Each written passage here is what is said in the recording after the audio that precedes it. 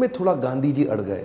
क्योंकि गांधी जी जानते थे कि ये अंग्रेज लोग मिल करके हमारी सारी जातियों को तोड़ के अलग कराना चाहते। गांधी जी ने इनको समझाया। देखो क्या बोले अंबेडकर जी, मैं आपको रिजर्वेशन दिला दूंगा, मैं आपको बाकी सब मदद करूंगा, सब करूंगा, लेकिन अलग नहीं करते। अब जातियों के आधार पर अगर देश को अलग किया तो मुझे स्वतंत्रता नहीं मिल पाएगी, मैं अंग्रेजों से लड़ नहीं पाऊंगा, मेरे साथ खड़े होके मेरी ताकत बनो। वो जब अंबेडकर नहीं माने तो गांधी जी ने फिर उनको रिक्वेस्ट की और उसके बाद अनशन पे बैठ गए गांधी जी। बहरहाल अंबेडकर उस समय उनके सामने बड़ी दुविधा आ गई।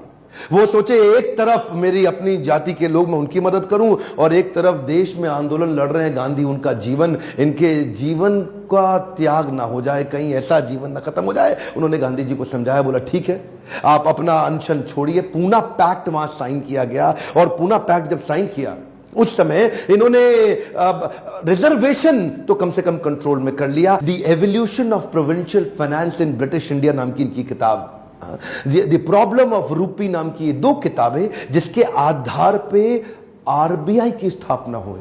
मैं दोबारा बोल दूं क्या, इन्होंने जो किताबें लिखी उसके आधार पे आरबीआई की स्थापना करी गई। कैन यू इमेजिन, भारत के सबसे निचले पायदान से आया एक यंग लड़का जिसकी कोई मदद करने वाला नहीं, आज उसकी बुद्धि पे आधारित हमारे कॉन्स्टिट्यूशन की स्थापना भी की जाएगी। इनकी ज्ञान, बुद्धि और कौशल का लोहा इंडियन लीडर्स और ब्रिटिश लीडर्स दोनों मानते थे। 1947 में भारत आजाद हुआ और गांधी जी के पास नेहरू अपनी पूरी कैबिनेट की लिस्ट लेकर के आए। जब नेहरू, जो कि स्वतंत्र भारत के पहले प्रधानमंत्री होने थे, पूरी कैबिनेट की लिस्ट लेके पहुंचे और बताया कि देखो इनको मैं तो तभी गांधी ने पूछा इसके अंदर बाबा साहब अंबेडकर का नाम कहां है, और वहीं थोड़ी उनकी बहस हुई और गांधी ने बोला कि नेहरू ये तुम्हारी कैबिनेट नहीं है, ये आजाद भारत की कैबिनेट है। तभी उनको कानून मंत्री के रूप में लिया गया और न केवल कानून मंत्री बल्कि तुरंत जो ड्राफ्टिंग कमेटी थी इंडियन कॉन्स्टिट्यूशन की, उसका चेयरमैन भी बना दिया गया। इनकी इंटेलिजेंस के आगे कोई कुछ बोल नहीं सकता था। जो इनसे सहमत थे, असहमत थे,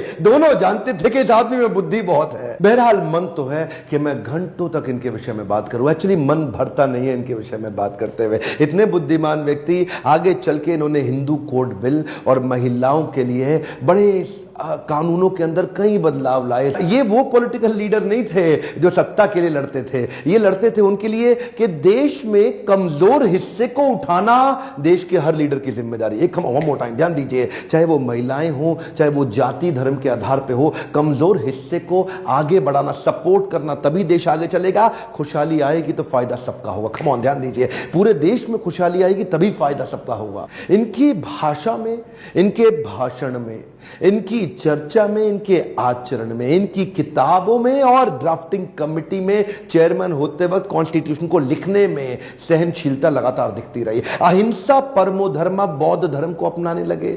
आत्मवत् सर्वभूतेषु, भागवत में बताया गया है कि बौद्ध धर्म में आत्मवत् सर्वभूतेषु, सभी जीवात्माओं को अपनी तरह देखना चाहिए। ये जो समान दृष्टि देने का उन्होंने प्रयास किया, ये उसके बाद ये बौद्ध धर्म को स्वीकार करने चले गए। आखिरी तक काम प्रेम से करते रहे, किसी से लड़ाई नहीं लड़ी। आपके लिए क्या मैसेज है इसमें? एक मैसेज लेके जाइए, एजुकेशन इज द टूल।